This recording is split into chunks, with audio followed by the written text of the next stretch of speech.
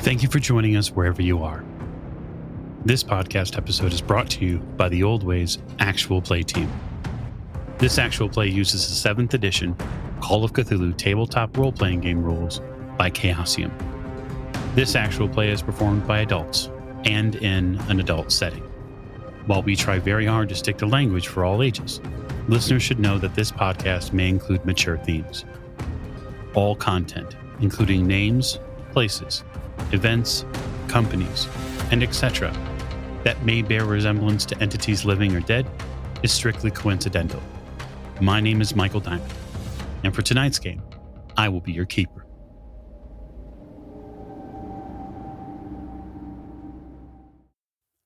Thank you for joining us again on another episode of the Old Ways Podcast. I'm your keeper, Keeper Michael, and I return you, along with our crew, to the Masks of Nyarlathotep series finale as our Kenya chapter concludes. We'd like to thank you, the listener, and especially you, the Patreon supporter. We'd like you to check out what we have to offer on patreon.com/The Old Ways Podcast. We'd like you to stop by our YouTube channel and subscribe if you haven't already. And now, introductions will begin to my right. This is Tiffany, and I play Maeve O'Shea, and I'm throwing a fireball into the darkness. Certainly, as any great sorcerer would. To Mr. O'Shea's right. This is Morgan. I play Lillian Lane, and this is the end. Indeed. At the end of the table. This is Jake. I'm playing Jack Doyle, and we get to witness one of nature's most beautiful events, the birth of a horrible god. Quite possibly. To Jake's right. This is Lonnie, and I play Robert Drummond, and I don't really have anything to say today. No, your body and hands probably hurt from the last session, I understand. Probably. To Mr. Drummond's right.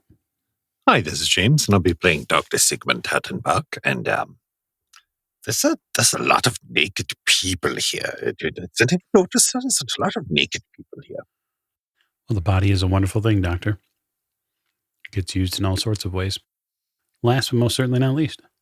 This is Alex playing Sambo, who is here to warn you to exercise caution when ascending meaty columns. Meaty. All right. So when last we left our fateful investigators, they had just seen a ghost of sorts. Roger Carlyle appeared out of the wind in hopes of freeing this woman who the investigators are likely to assume is Hypatia Masters. But he was not able to reach her. The deft and quick hand of this priestess, M'Weru, caught him by the neck, and in a swift movement, snapped his neck.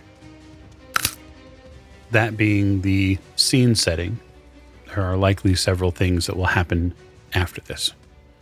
So I'd like to get a level set for most of you. You're not terribly far from this dais. The work that Roger did with the wind, or whatever it is that he was, has cleared a section of this fog. This once likely beautiful woman, blonde woman, she's been altered. She has an enormous pregnant belly. It's so big that she can't sit completely on the throne with it. Like, it encompasses the portion like where her feet would be and a mass around it. Doctor, for the medical purposes, this looks like a woman who has been carrying to term something for several years, and the growth did not stop. Ugh. I would say that there's probably another 2 or 3 feet in diameter below the altar, and you can see the skin moving inside of it, like pushing out. There's different lights coming from within it.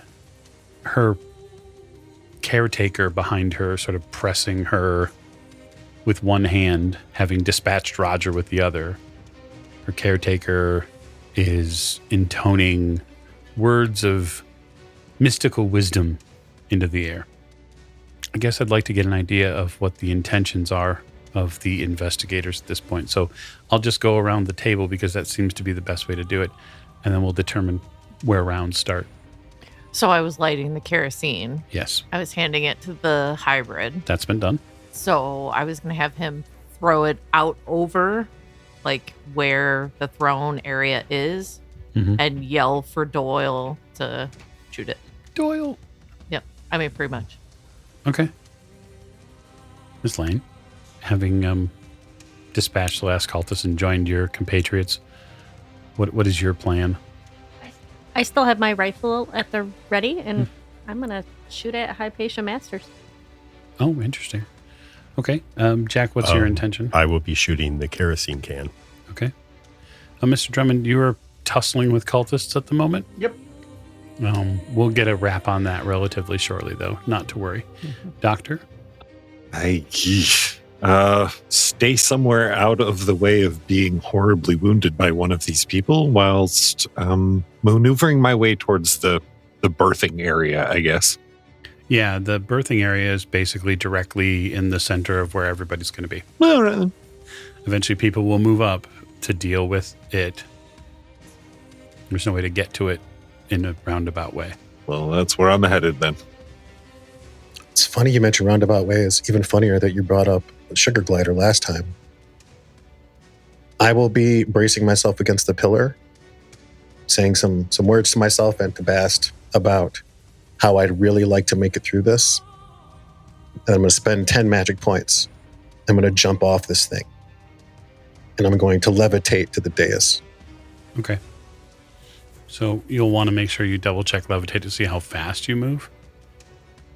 Well, that's why I want to leap first, because I basically just want to slow my fall, because I'm coming down from high, right? So like, I'm not really floating. I'm not going to like gracefully float over there, do my Gandalf impression. Like my plan is to descend upon them as quickly as possible. So I'll just be using levitate to like slow my descent and try to cover the extra distance if I can. Okay.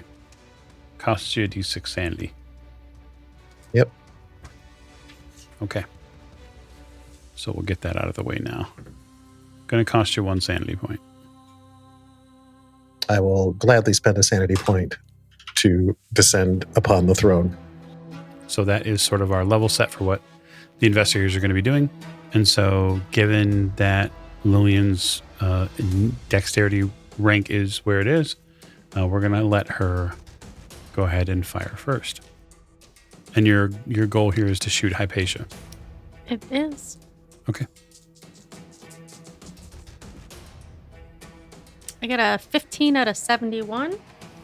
Oh, shit. I get 2 Snake eyes. ones. Oh my god. 22 altogether. Okay. 22 points of damage. So you fire from your position, and M'Weru will spend 5 luck, and a cultist will jump in the way of that bullet. So you line up your shot to shoot Hypatia, and someone literally jumps in front of the gun when you pull the trigger. Okay, so Jack, is your intention to shoot someone? Actually, you're going to shoot that gas can. Yeah. So your gun is out, so you'll go on 110. Go ahead and shoot the gas can. That is 53 under 84. It's a quote hit, but this is a little different. It's more like target practice, but so there's no bullet damage here. So what I'll say is it'll cause 2d6 damage in an area of effect. Okay. So it'll sort of blossom out over everything. You want me to roll that or you? No, go ahead. You roll it. 5. Okay. And then can I put 2 more shots in Hypatia, or at least attempt to? You didn't declare you're taking multiple shots at the Okay, beginning of the that's round. So if you're going to do that, make sure you let me know. Robert, you go on 80. So does someone else, but I'd like to resolve your cultist problem. I'd like you to resolve your cultist problem. I'd love to resolve my cultist problem. I will spend 13 luck to make that a 31 under 31. Okay. Go ahead and roll damage. 2. Okay. You punch a cultist. It feels really good. With her open hand, still in position where Roger once was. His body is now sort of just amorphosized there. It's fallen off the dais. She places her hand back on Hypatia and incants something. And she'll make a power roll. Okay. You see her and Miss Masters begin to glow together. And her belly moves very violently. For her action, she'll soliloquize and call out into this open cavern. It is time. Bring he who is promised to me.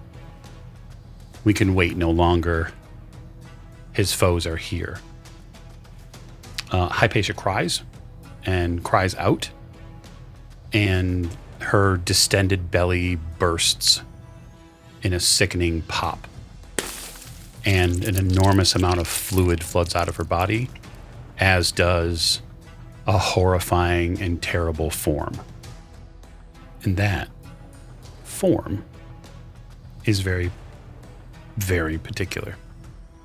What tumbles out of her body, her ruined form, is a humanoid figure.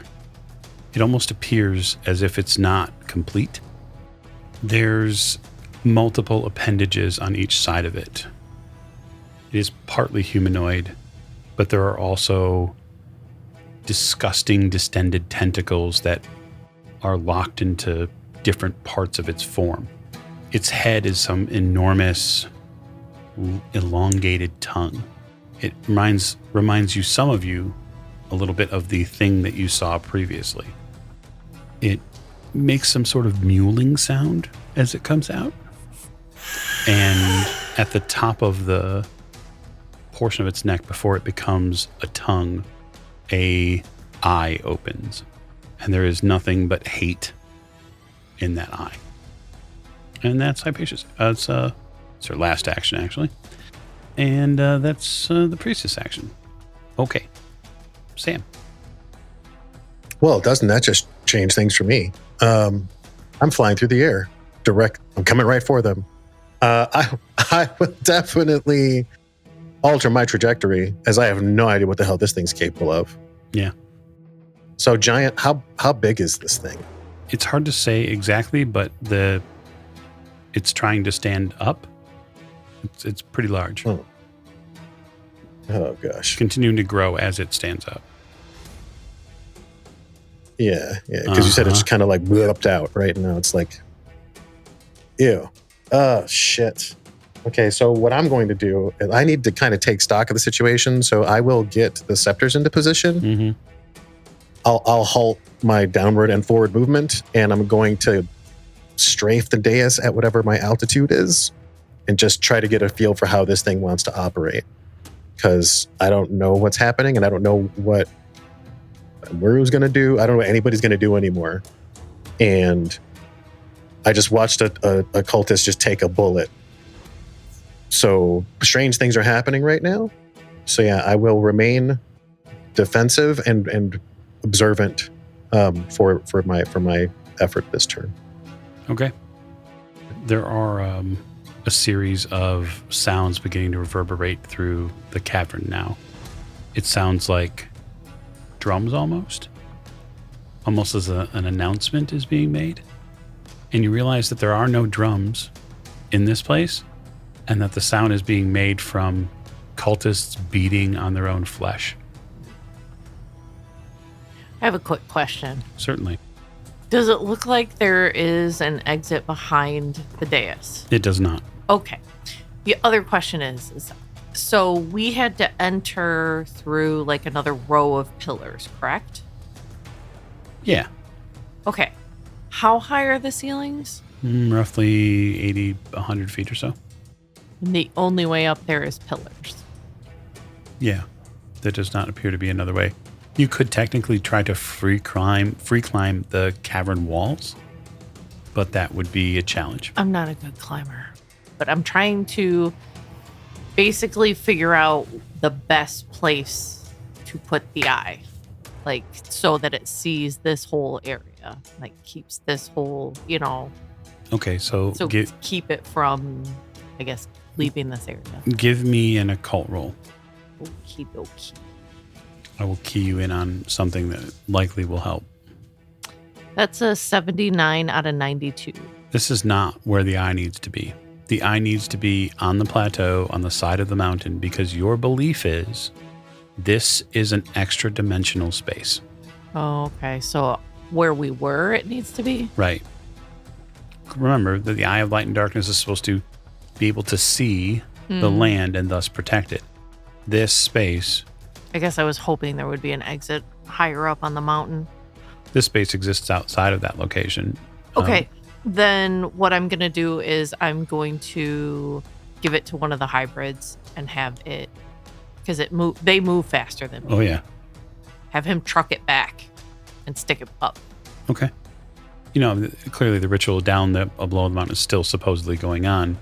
And so it won't complete, but the stone has to make it out of here. Right. So you give it to the hybrid at your side, and it moves with its mother's orders. It doesn't take your action if there's other things that you want to do. That is essentially drop an item and make us go roll. I'm going to take everybody wish me well that I do not go permanently insane from this. But I'm going to... My other intention is to cast Dread Curse on M'Weru. So Dread Curse, is that instantaneous or is that a round? 1 round. Okay. So you can start casting it. It'll happen on your next action. Okay. I didn't know if we were still doing intentions. That's my plan. We're moving through rounds now. So, Doctor, and then we're back to the top round. Well, I guess a little more fuel for the fire couldn't hurt. Doc fishes hopefully one of the jars of ether out of his bag and tosses it right into that fire with that ball of fire. Okay. Yep. Yeah.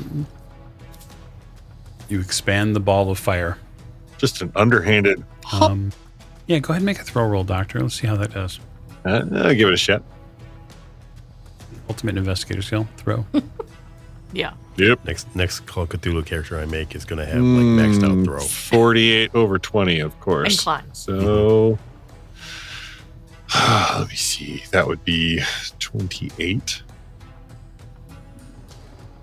Yeah. Why not? I'll spend 28 luck. Okay. Oof. You spend 28 luck. It drops in the zone of where M'Weru and Hypatia are.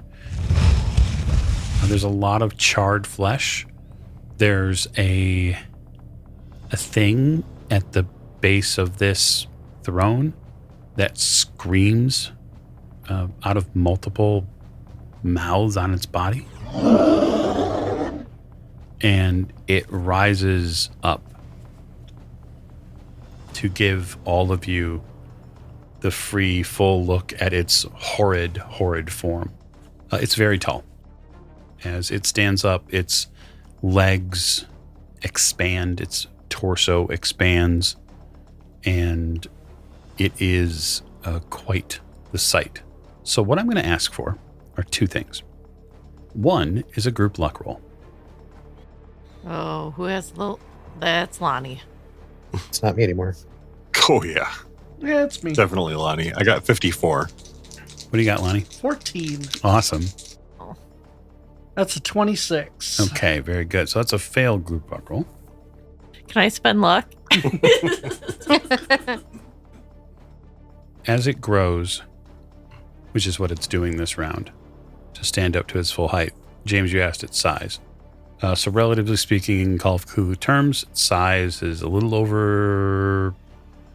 Well, it's a little taller than you. Its size is 220. Just a little. So roughly 3 times my size, 4 times my size. Yeah, basically. Okay.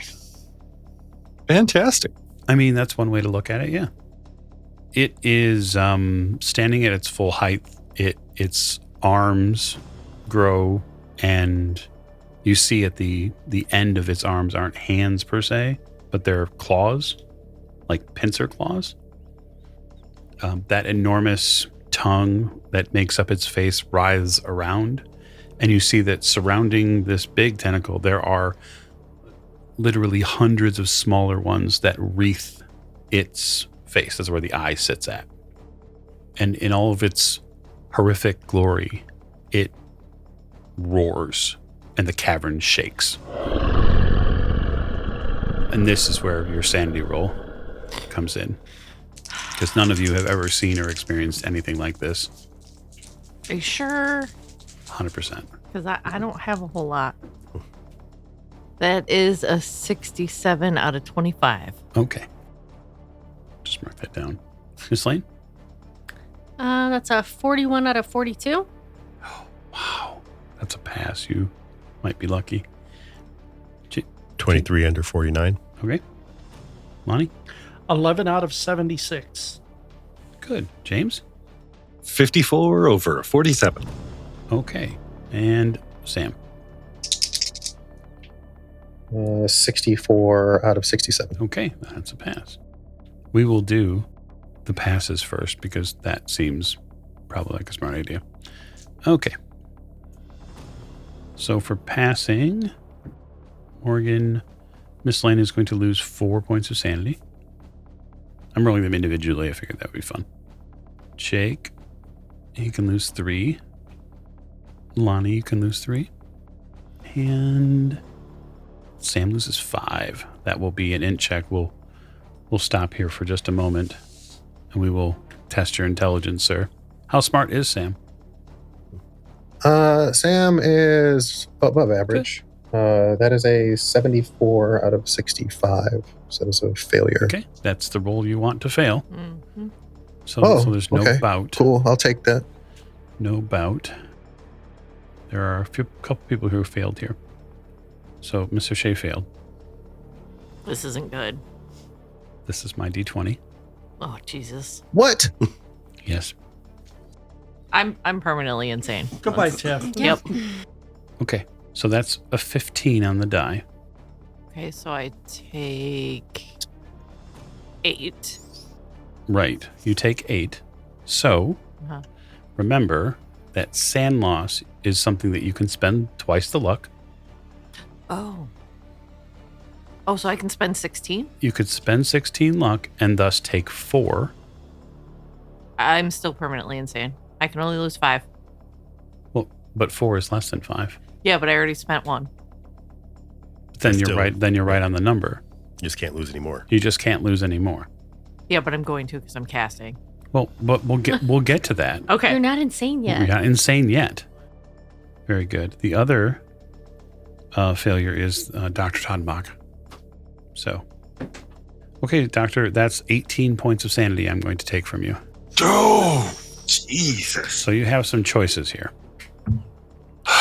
Your choices would be, right, you're not hardened against the mythos, unfortunately, so you can't automatically have sand losses like Mr. Shea can. Nope. You could spend 36 luck if you have it, and you could remove it down to 9, right? It'll be a bout roll at that point, but so that's just something to keep in mind. The doctor has 47 points of luck as I see it currently. Yeah. I guess I will burn the 36 luck and take 9. Okay. So you are basically a single point of sanity away from being indefinitely insane. Me too. Me too. Hanging on by that raggedy thread. So since you took 8 points of sanity as a loss, you'll need to make an intelligence roll. Or have a bout. Hey, I failed it. An 89 over 85. Oh, good. Right? Seems weird to say. So there's no bout for you. You don't go into a bout test because you technically only took 4. Right. So you're safe from that. And the other person who had a bout could have had a bout, which was Sam, was past his. So yeah, the big bad monster has arrived. Unfortunately, the big bad monster also has an additional... There's somebody else in this room that's also not, guys. As this thing roars, as that wave goes out of sound, you watch a wave of energy extinguish life in this room. Souls body and all are consumed in its initial cry. Cultists do any manner of things. They pass out. Some people die from loss of blood. Some collapse immediately from fear, with M'Weru cackling in delight the entire time. Okay. Miss Lane, you're at the top of our round. For your note, Mr. Drummond, the cultists you were fighting are dead. It's wiped clean by the wrath of Nyarlathotep. Well, time to pick up a fresh sword and head toward the group. Seems reasonable in a moment. Miss Lane? Do I have a clear shot of the priestess? Yeah, certainly. All right. Swear to gosh, if somebody jumps in front of the... There's nobody. Wait, they're they're all dead. dead. Never mind. I figured you'd want to hold the baby. Well, obviously. Jack Jr. I mean, you did help give birth to it. Ooh, I got a 20 out of 71. 28. Okay. You fire. You land a square center mass shot on the priestess. She takes the round. You watch her take the round. She doesn't go down by any means. She certainly looks your way, though. Sure she does. Jack? I'm going to take 3 shots right at the priestess. Okay. Oh, look at that. That's a 20 under 84, which is a impale. Mm-hmm. I just roll all of them. Sure. That is a miss. It's another rare miss. Yeah. That is a 66 under 84. So that is 19. Okay. And the other one is 9. Okay. You fire very similarly as far as trying to get every single shot to land. She doesn't move out of the way of the second one. You just miss errantly. Her body absorbs the bullets. There's a definitive feeling from the two of you, likely other people who've seen defensive spell work being done on their body, that you are doing damage to some layer of some protective coating or shell that she has. Yeah, I know how that works. It's okay. I'll clean up after you guys again. Thanks. Mr. Drummond on 80. This big, ugly tongue thing is between me and the priestess, right? Yeah, in effect, yes. I am going to try and stealth my way towards the back of the dais. Okay. There's not much of a back per se. So this cave, this portion of it sort of ends just at the dais. There's not a whole lot of back of the tunnel or back of the cave versus the dais. Yeah, I think I'd like to skirt the edge. You can make a stealth roll, absolutely. 40 out of 7. Okay. So we'll say that you have cover until someone tries to detect you while you're stealth. Now, fundamentally the way that will work in Call of Cthulhu is if you're able to get close enough to attack someone, you will have surprise, right? Mm-hmm. So surprise would give you an advantage die on a melee attack or something like that. Right. You've been able to locate another blade amongst the field here and are trying to put it to use. Okay. So the priestess is going to take her action now, and then we'll have to see when the big baby goes. So M'Weru makes a few gestures with her hands. Her hands move very fast for a moment, and then she is going to look directly at you, Miss Lane, and her eyes intensify, and you see like a wellspring of power sort of begin to emanate from her face. And I'm going to ask you to make a power roll. Contested. And a 98 out of 50. Ooh. Okay, so that's definitely a failure. Okay, so here's what's going to happen. Your mind is flooded with thoughts. Terrifying and horrible, horrible thoughts. You see a future, and one unwritten, but one in your heart that you know is clearly true. You're back in Chicago. You're in the offices of private investigator Jack Doyle. You are very pregnant. And the thing inside of you, you know in your heart is not natural. Something put it there. And you have to tell Jack that something terrible happened in Africa. This is a horrifying vision of one potential future for you. It causes you to immediately lose 5 points of sanity and forces you into a bout. But I'm going to play a hand of fate, and I'm going to give you a roll for that bout rather than forcing you into it. So the spell is Mind Blast. Yikes. I need that. It's a little late. But there's always future games. You never know. I'm totally going to make it. So I'm going to have you roll intelligence. But before I do, I want to double check something versus your sanity. Yes, I've lost 9 sanity. Yes. And so that is going to be a concern. Now, you can spend, I give you 2 options here, right? Either you're still going to make the roll, but if you want, you can spend 10 points of luck and you can remove 3 points of that sanity loss. That'll keep you from being indefinitely insane. You'll still have to roll versus the bout. Yeah, let's spend those 10 points of luck. Okay. So I only lose 2, right? Yep. It's nice to see you all getting to my sanity level. Thanks. Happens real quick here at the end of game. You want me to roll for int? You need to roll intelligence, yes. Yep. Because you could still bout again. This would be the second bout of the finale for you. I got 13 out of 75. 100%. You're going to bout. Nice. But you're not alone this time. I'm not. That's true. So your bout, as rolled, is thus. Show off. The hero becomes an attention-seeking maniac for 7 rounds, probably prone to foolhardy acts. Oh, I will encourage you to play that to the hilt here at the end. fuck. I know what I'm doing. I love that for you. I don't. Okay, so that was her action.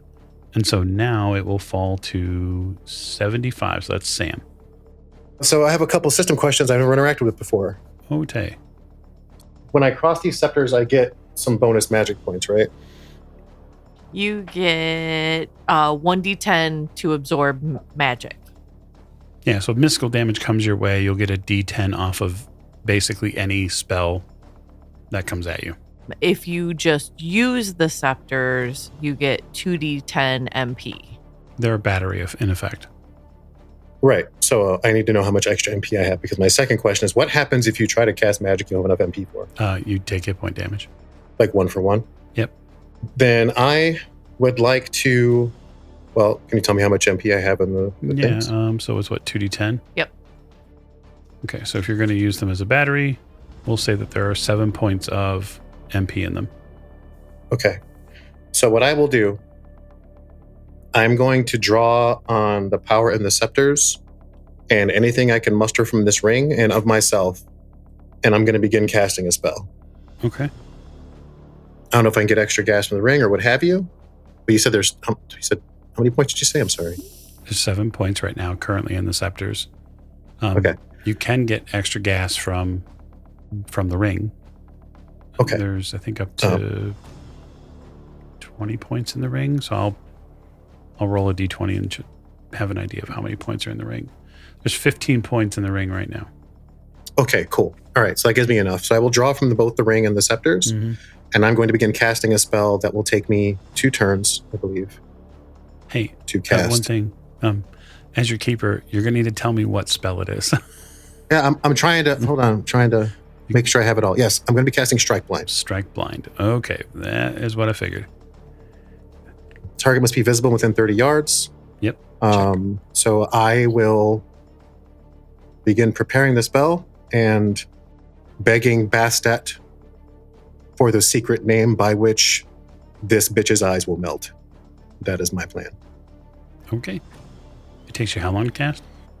2 rounds. Okay, so it doesn't happen next round, it happens a round after. Lots of things could happen in that time, but that's okay. Okay, so initiative round phase set was 75, so it is. Look how happy she is. She's ready to go nuts. You're prepared for the consequences of this? Yeah. No, you're not. No, probably not. But I mean, Okay. do it. It's not like she wouldn't do it. I'm with you. Play the carrot to the hill. That's the important part. So you have been casting Dread Curse. Mm-hmm. Yep. Okay, so... It is... I gotta spend 4 MP. Mm-hmm. It is 1d6 sand loss. Okay, so the way this works is if this die comes up anything other than a 1 because of your hardened with Mythos, anything higher than a 1, this character's done. Okay. Just want to be sure. So that's a 1. Okay. So you don't lose any sanity because of your hardened versus the Mythos.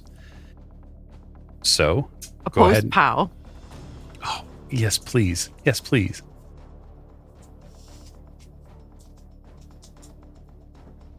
$78 out of 92. Okay, so that is a pass. So the question is do you beat Right. M'Weru and her I am roll? willing to spend down to a hard success. Okay, so you both have currently a standard success on the POW. So POW versus POW. Okay. She would win in the sense that you don't. So you'd have to spend down to a hard success. Okay. I'm going to. So then a hard success. So it's a 41 out of 92. Right. Okay. So you spend the luck. Mm-hmm.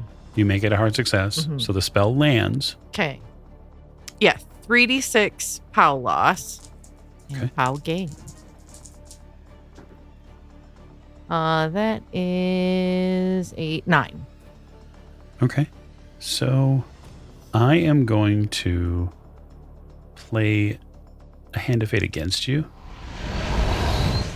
I'm going to force you to roll your d6s. Oh, that's better. It's 14. Okay. So she's going to lose 14 POW, Mm-hmm. and you're going to take that POW from her? Yeah, that's how it works. No, I'm aware. I know how it works. So that's 106 I have now. Interesting. That kind of makes sense. Anyway. So that was 65. So Jack has already gone. He's shot at her this round. And that means that we're back to the doctor on 55. Although, Doc, you are no longer the last thing to act in a round. Fantastic. And since it has not yet moved, and I've got this kind of deer in the one giant terrifying headlight, Doc is going to remove himself from the grand stage, as it were, and find a more circuitous place to not hide per se, but be perhaps less obvious to be eaten by the big tentacled thing. Yeah, you basically have a couple of choices, right? Like you could hide behind one of the columns, certainly, right? There are these pits that are around. You might be able to investigate and hide in one of them. You don't really know what they are. Other than that, though, as explained before, this is an open space. Right. I mean, you could hide under the scores of dead bodies if you wanted to. Actually, I think Doc will remove himself to behind one of the pillars. He just doesn't want to be in direct view. And he's actually going to sit down. And while that seems to be kind of counterintuitive, it's because he has been practicing for this moment for a while now, and he would like to put himself into a trance state. Okay. So as we've always done before, it's a power roll for you. Yep. I'm going to require it to be a hard power roll. Okay. With the use of a hand of fate against you. The first one is a 26 with a hard success. You have Iron Will, so you don't have to roll the second one. So you begin to put yourself in a trance-like state near the end of this round. Yep. It is on 50 when the spawn first moves, and it reaches out for the only thing within its grasp, which is the people in front of it. So it is going to attempt to pound your hybrid. Should I roll his dodge? I would. Okay. That's an 83. Okay. So I'm going to roll its fighting brawl. So that is a 96. But this creature has a build of 5, which means I get to roll 5 more d10s, or 4 more actually, because it's only so many build points higher than that. And if I can get less than a 9, I can take that as my 10s die, which I do here on a 0. So that's a 6. Okay. So I'll use that. Its claws can't impale, but it can smash. And so we will likely end up wiping it off the map. So it's 4d6 from this smash. So that's, 20. So that hybrid gets crushed. You have to duck after your spell cast. You have to dodge out of the way. Not a dice dodge per se, but just from the speed and the power at which it comes down, the bones and the scales get crushed and smeared across the cavern floor. And for you, it's like losing a part of yourself. Where's the other one? It's still... I know, but like, can I you can, sense where you... Still okay. Okay. Still okay. All right. Jack, it's going to squirt you. I'm going to dodge. There is a dodge to this, yes? Yeah. 100%. I'm going to push that dodge by hitting the ground. That sounds like a fantastic idea. And that's a 3. Okay. So out of the central eye, a jet of fluid comes out. And as it hits the air, it ignites. And in what can really only be described as a fast jettison, one might call a laser, it spurts out fluid, and the fluid ignites the entire line down towards you, and you have to literally hit the deck. I'm going to pound again. So, Miss Lane, it's going to try to pound you out of existence. What did I do to it? It- exist. You can dodge. Can I dodge it? You could certainly fight back. I'll say this. You're in a bout, Yeah. and you are going to be presumably doing something daring and risk-taking. And so I'll just say, if you want your dodge, you'll have to give me a little narrative of how dangerous you're going to be. All right. So as it is coming to pound me with its appendage, I run forward and, screaming like Xena warrior princess. And I do a tuck and roll underneath the tentacle so I don't get pounded. Or whatever the fuck the appendage is. Yeah, it's a big claw arm. Oh, that's right. It's like a lobster. Get the pinchers. Yes. Tucking and rolling, screaming like Xena warrior princess to dodge out of the way of the pinchers. Fantastic. Give me a roll. And you'll need to impress me clearly. Do I get to spend luck on my roll? You do? It's a roll you can spend luck on. I don't have luck in them. I get a 72 out of 45. 72 out of 45? Yep. Okay, so just so you're aware, you're looking at roughly 5d6 damage from being pounded. But what I'm going to do is roll that damage anyway. because it would be fun. Okay, so I have on your plate here, including its bonus, 22 points of damage. How much luck do you have? I have 25 luck. So not enough. Nope. To spend 30 and live. Nope. Which means you get crushed and pulverized into the ground. Wonderful. Except Then I'm going to play a hand of protection for you. And I'm going to allow your wonderful narration of Tuck and Roll to go through. Thanks, Patreon. I'm out of hands of protection. So I don't take any damage? You do not. That's the way that works. And I still have 2 more attacks. So I guess I'm going to have to swing at you, Miss O'Shea. But you can take it. I can dodge too, right? You certainly can. I don't really have much in dodge. So let's see, half dex. That's a 36 out of 32, and I will spend luck. So you match hard success for hard success. And you manage to dodge, which is probably a good thing. Yeah. Okay. So that's its attacks. I can't wait. I've been waiting for this. Miss Lane, tell me what ridiculous plan you have next up your sleeve, because you still have 6 rounds of your bout left. Well, as I tuck and rolled and made it through the getting pounded by a pincher, I jump up and point my rifle at the priestess and yell at her, "I'm coming for you, motherfucker!" And I start running for the dais. Okay. Wow. Well, that's fantastic. So you'll be on your way towards the dais, towards her. I'm gonna be a hero. A big damn hero. Can't wait. So Jack. So lying on the ground, Mm-hmm. I am going to take aim at the spawn's eye. Okay. You're going to call your shot. Yes.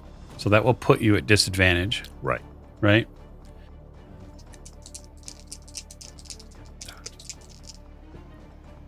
$91 over 84. You know what? Screw it. I'm going to spend a lot more than that. I'm going to make it an impale. I'm going to spend 70 luck. And you know where that puts me at luck? 29. I like the cut of your jib, sir. Oh. Okay, so 29 luck is a dangerous place. Yep. But so be it. So that's an impale, because clearly it can't dodge. Max damage. 24. Okay. It's 24 points of damage. It roars in pain. The eye splits and fractures, and the wreaths of flame begin to burn up the long tendrilled stalk that is, I guess, part of its head. That long tentacle tongue. That is your action. And a boatload of that luck. We'll go now to Lonnie on Edie. Am I close enough to attempt an attack on the priestess? You are close enough to attempt. She's going to get a spot hidden roll, right? Versus your stealth. So we can oppose that. Mm-hmm. So you'll roll stealth, and I'll roll spot hidden. Okay. I got a 1. Ooh. Nice. Take 5 points of luck. Hey. So essentially, she'd have to roll a 1. She does not. So you are stealth at this point. So you would have an attack on her available that would be technically surprise, which means you'll take advantage on it. I cut her throat. Okay. So I rolled a 49 over 31. Sure, but you get your advantage. Yeah, Oh, that's get to right. Yep. reroll. You get to reroll and take the lower of the 2 values. I rolled a 40 again, so. Okay. But I will spend 18 luck to make that a success. Okay. And that puts me at 1. 1 luck. 1 luck. That's all you need. Okay, so you deal damage. I deal 4. Do you have any strength bonus? Nope. Okay. You reach around her with the knife, and you slice in at her collarbone and shift up towards her neck to try to end it. Mm-hmm. You feel the resistance her body gives. Like when you try to dig into the knife, it feels like you're trying to cut through a frozen piece of meat. Mm-hmm. You cut into her flesh eventually, and at the end, as it comes out, you get blood, and you get a reaction out of her. Good. And so now, since it's her turn, she's going to turn around and she's going to deal with, the person in front of her who's clearly done something terrible. Thankfully, she doesn't have as much POW now. Yeah. So maybe it took down her spell points. I didn't even look if mine go up. I would love for her to do something Technically. that causes. Oh, anyways. Technically, they would. And the way I'll rule your POW versus POW challenges now, because you're over 100 in your POW, is every point of POW you have over 100, you'll reduce their POW by the number you have based off of that to make the rolls available. So if you were like going against somebody who had a POW of 70, their POW for that mental challenge with you would be 62. That's how RuneQuest works. That's how they do skill percentages. Makes sense. Robert, she looks at you and says, "You're keen with a blade. Turn it on your friends. Now make me a POW roll." Oh, let's do that. I want to do this. Are you sure about that? I am absolutely certain about that. Okay. That's a 44 under 90. It's a 19 under 80. Ugh. So you get dominated. Yep. All right. Well, So yeah, basically the colors flip on the that good old UI that you have in your head, Robert. Yep. There's a whole bunch of red now on your screen. There's only really 2 greens. Oh.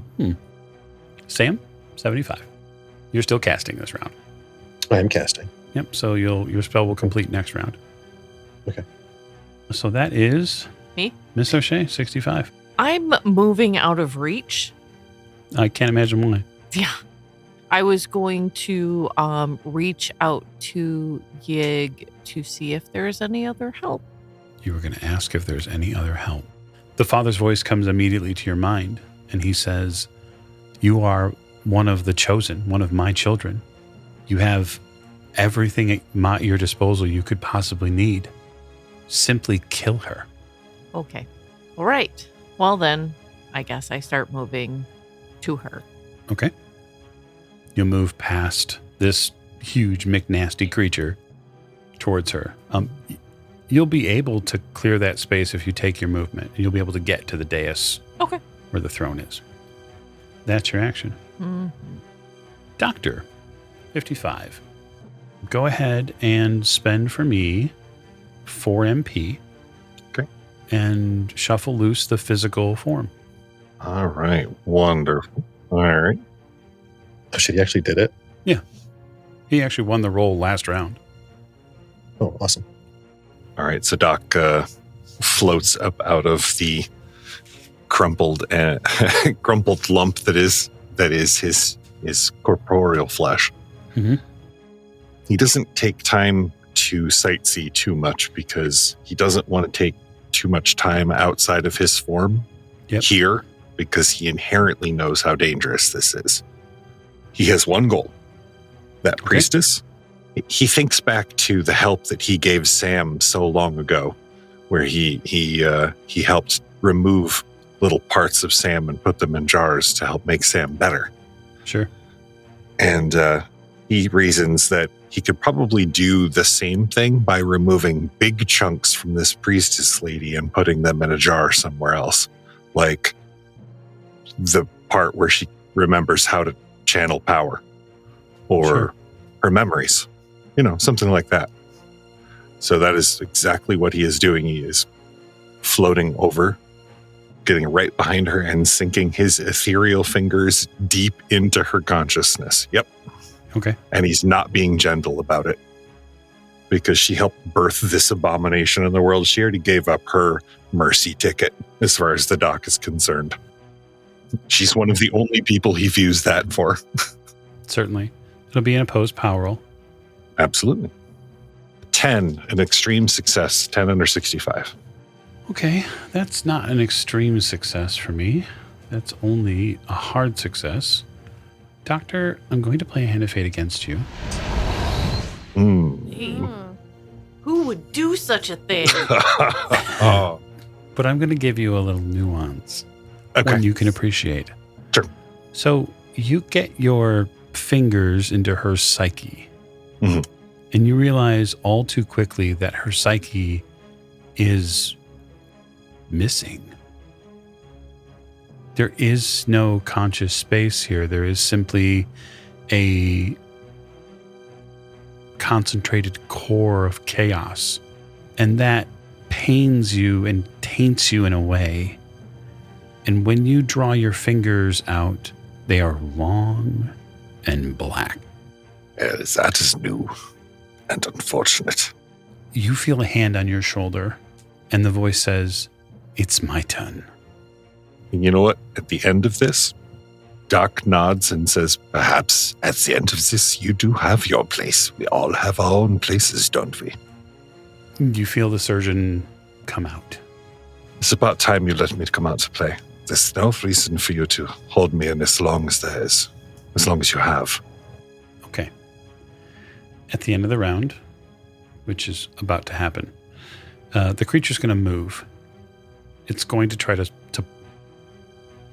in effect, area effect, pound you, Jack. Yeah. A dodge? Actually, I don't believe this attack is dodgeable. Well, that's not good. So this is called bulk smash, which I think is great. I'm going to give you a dodge roll because I think that's fair. Hey, that is a 16. Okay, that's a pretty good roll. However, Not a good enough. not a good enough roll. So bulk smash does quite a bit. I'm dead. There are still pulp abilities. How many luck do you have? 29. Okay, so what were you saying, Alex? Oh, I was saying just a scratch costs 20. Right. That gets them a free like D6 or what have you. So it is possible, technically, through the dice for you to potentially live through this attack. We'll see how much damage I do. How many hit points you got left? 10. Fantastic. That's a very low roll, but I got to make it again. Okay. So the incoming damage is 12 points. Now the question is, how much radiation damage do you take? Brady, what? Okay. Yeah, because the bulk smash does radiation damage. Radiation's not real. Marie Curie hasn't discovered it yet. So you could choose to spend 20 points of luck. I will do so. Okay. And say it's only a scratch. Which is going to put you at 1 hit point. Ow. You get pounded like you've never been pounded before. Love it. Both of the claw arms come down in this disgustingly powerful smash. It cracks the floor, and there's this flare that goes off in your predator sight that is large enough to sort of wrap around part of your vision about the sheer heat that's now being pulled through the room. The creature roars. The rocks underneath the floor crumple. The columns shift in this room. And everyone who's conscious and aware of what's going on realizes there's a secondary problem, that the creature could bring down the entire cave. But we're going to find out more next time. So thank you for joining us on this episode of Masks of Nyarlathotep. I hope you're enjoying the series finale. I know I am. I'm certain some of the players are. We'll get to it at some point. Thank you, and good night.